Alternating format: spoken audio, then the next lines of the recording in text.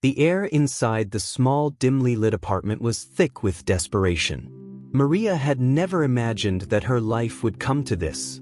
A single mother of 2 already, she barely had enough to put food on the table. Her second child, a little boy named David, had been born just 2 years before, and his birth had almost broken her completely.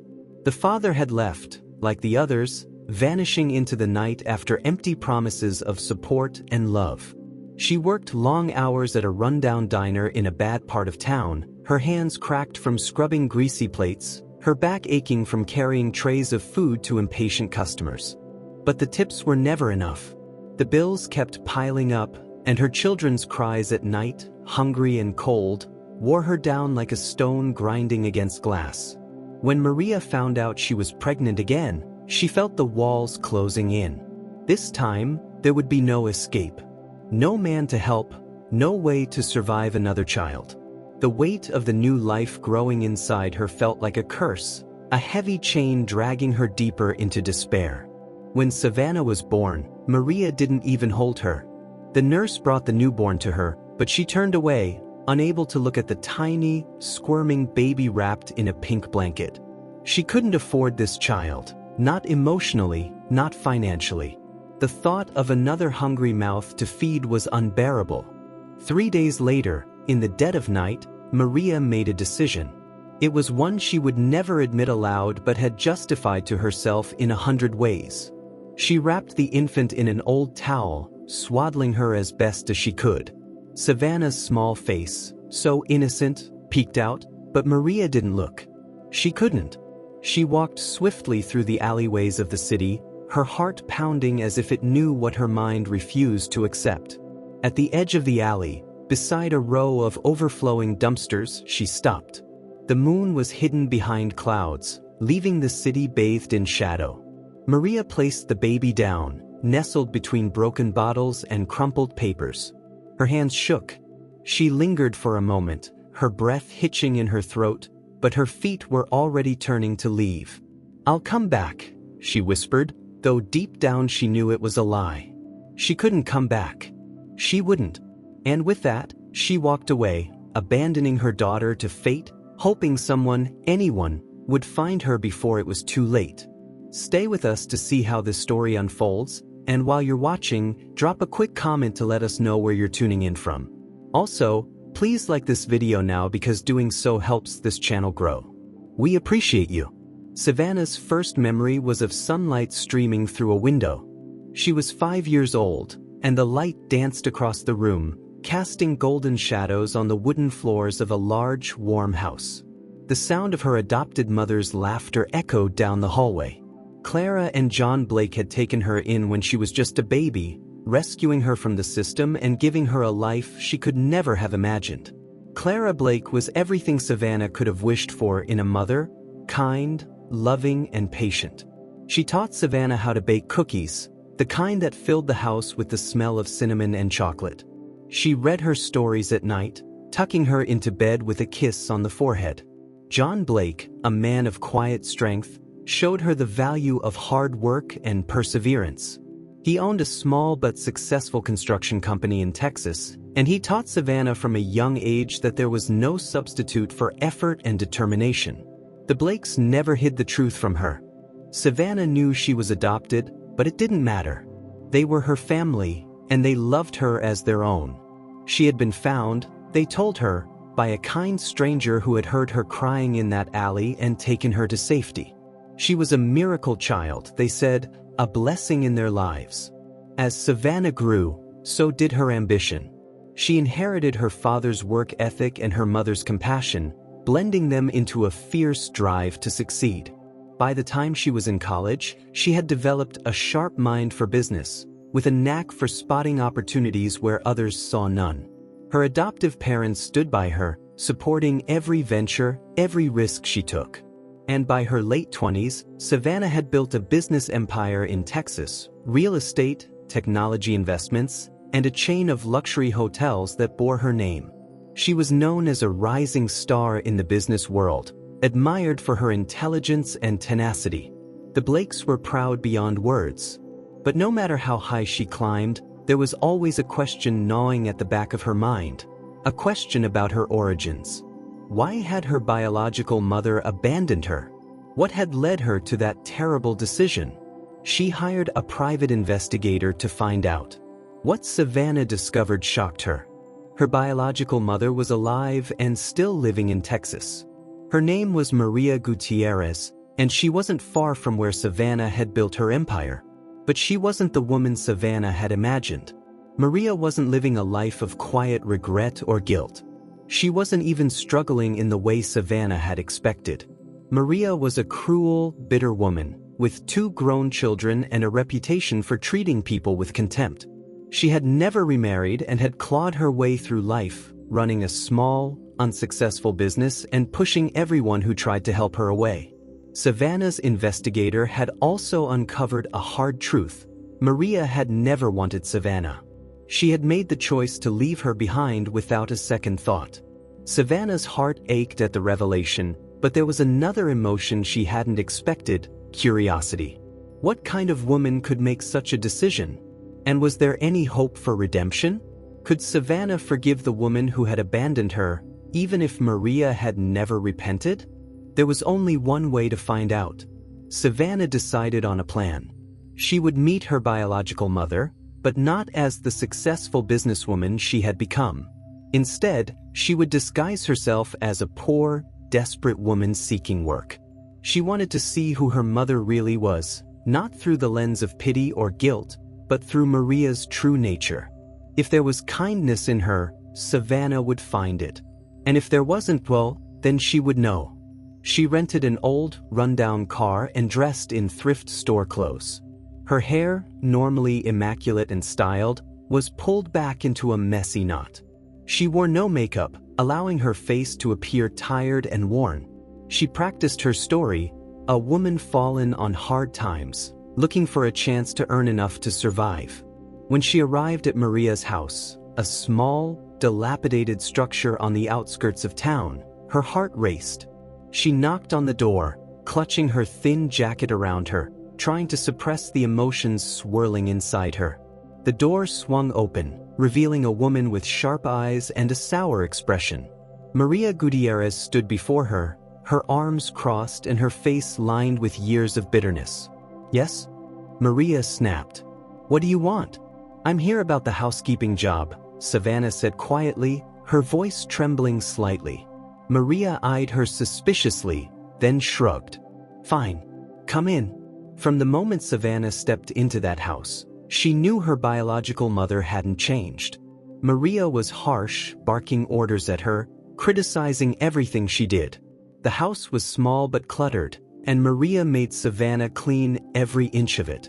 She demanded that Savannah scrub the floors on her hands and knees, wash the windows until they sparkled, and even tend to her 2 grown sons, both of whom treated Savannah with the same disdain their mother did.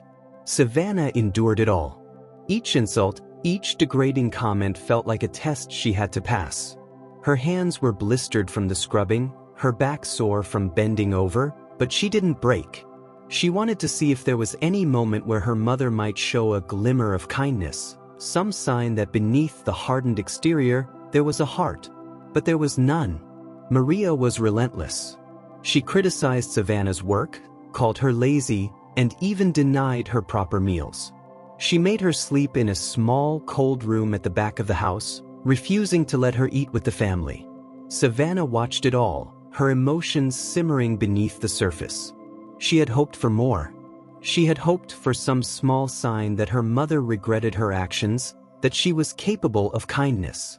But with each passing day, it became clear that Maria was still the same woman who had abandoned her all those years ago. Then one evening, Maria's rage boiled over. Something as small as a mist speck of dust sent her into a fury.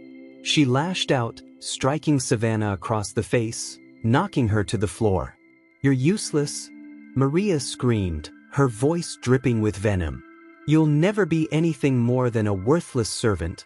Savannah lay on the floor, her cheek burning, tears stinging her eyes. This was it. Maria had failed the test. Her mother hadn't changed. Savannah remained on the cold, dirty floor for what felt like hours, her body trembling from the impact of her mother's blow, but more from the overwhelming emotions that surged within her. Her disguise had worked all too well. Her mother had no idea who she truly was. Savannah had expected cruelty, but experiencing it firsthand, from the very woman who had given her life, cut deeper than she could have ever anticipated. Slowly, Savannah rose to her feet, her vision blurred with tears she refused to let fall. She would not break, not in front of Maria.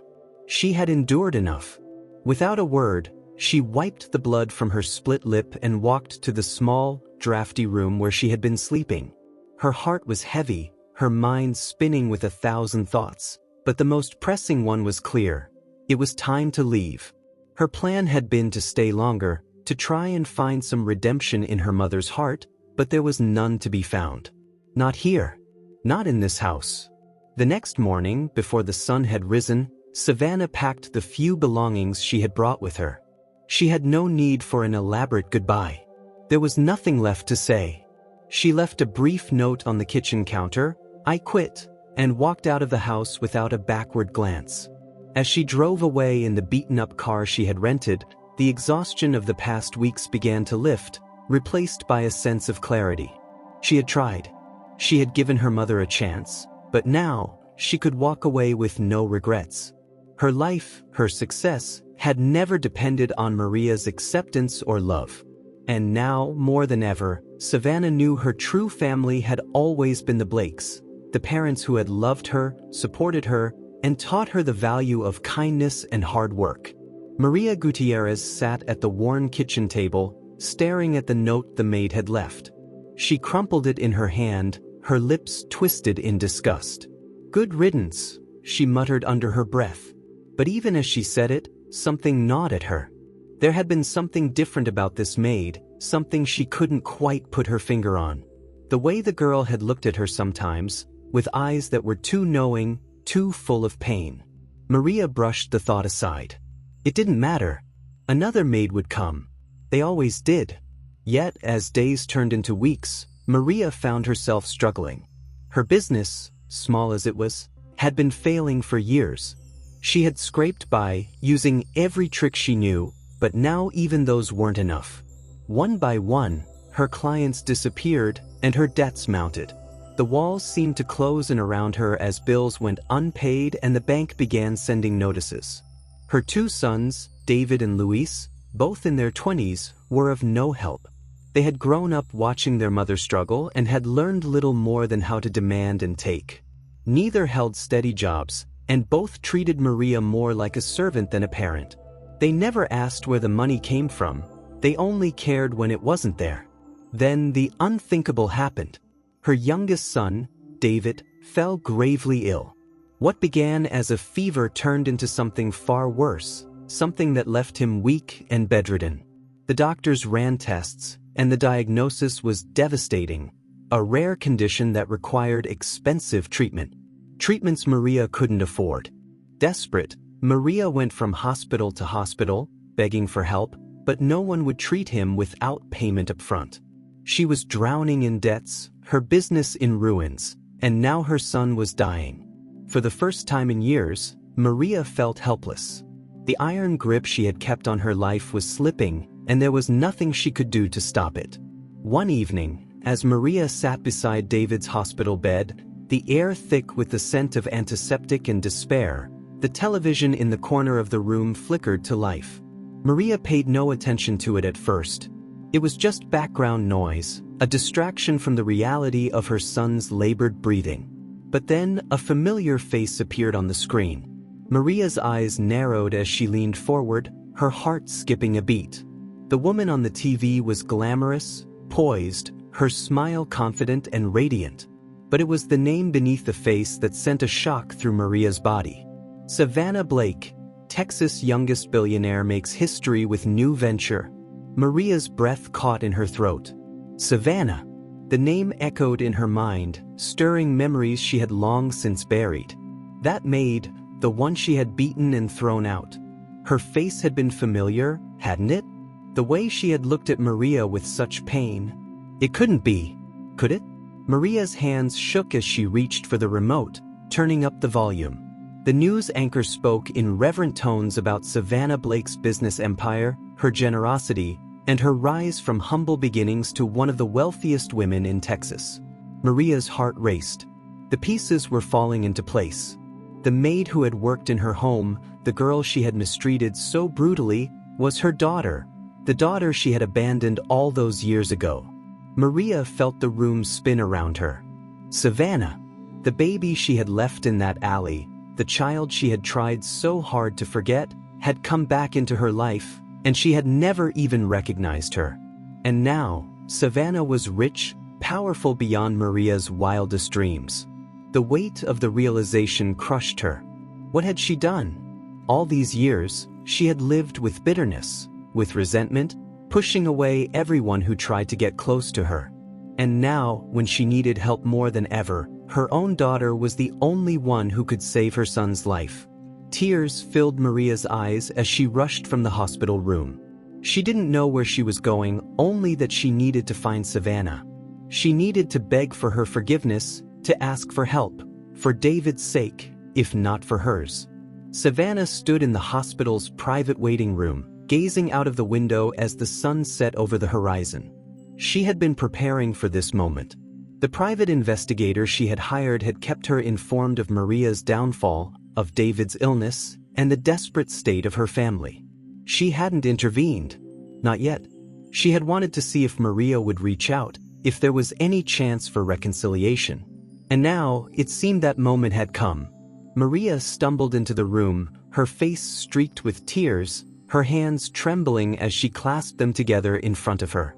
"Savannah," she whispered, her voice hoarse with emotion. Savannah turned, her eyes cold, guarded. "You finally recognized me." Maria sank to her knees, sobbing. I didn't know it was you. Please, Savannah. I made a mistake. I made so many mistakes.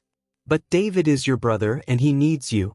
Savannah stared at her biological mother, the woman who had abandoned her, who had treated her like nothing, who had beaten her without a second thought. And yet, in this moment, she saw not the cruel, heartless woman who had hurt her, but a mother, broken and desperate to save her child. "I will help him," Savannah said, her voice steady but emotionless. "But not because of you. I'll do it for him, because he's innocent in all of this." Maria sobbed harder, her body shaking as she clutched Savannah's hand. Thank you. But Savannah pulled her hand away, her face unmoved by Maria's gratitude. "I'll pay for his treatment," Savannah continued. "But after that, we're done. You're not my mother. You lost that right a long time ago." Maria's sobs quieted as the weight of Savannah's words sank in.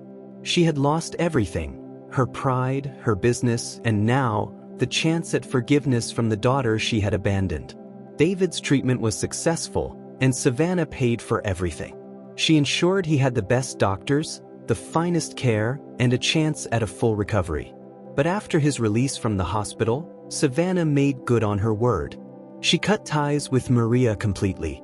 Maria returned to her now empty, bankrupt life, her two sons too ashamed to face her after learning the truth of their sister's success. She had nothing left but the memory of the daughter she had thrown away, and the bitter knowledge that she had squandered her only chance at redemption. Savannah, on the other hand, walked away from the experience stronger than ever. She knew now that her worth had never depended on Maria's acceptance or love. She had built her own life, her own success, with the family who had always been there for her, the Blakes. And in the end, Savannah had found peace, not through forgiveness, but through the realization that sometimes, the family we choose is far more powerful than the one we are born into. Life is full of choices. Some lead to love, some to regret. Savannah's journey reminds us that while we cannot control where we come from, we can always choose where we go. Sometimes, it's not about forgiving the people who hurt us, but about letting go of the pain they caused and finding our own path to healing. If this story touched you or made you reflect on your own life, be sure to like and subscribe for more emotional, thought-provoking stories that inspire and challenge us to grow. Thank you so much for watching and staying with this story until the end. I hope Savannah's journey touched your heart and made you reflect on the power of choices, forgiveness, and the strength to rise above pain. If you enjoyed this story, don't forget to like, share, and subscribe to the channel for more emotional and inspiring content. We'd love to hear from you. What lessons did you take away from Savannah's story? Leave a comment below and share your thoughts. Let's keep the conversation going.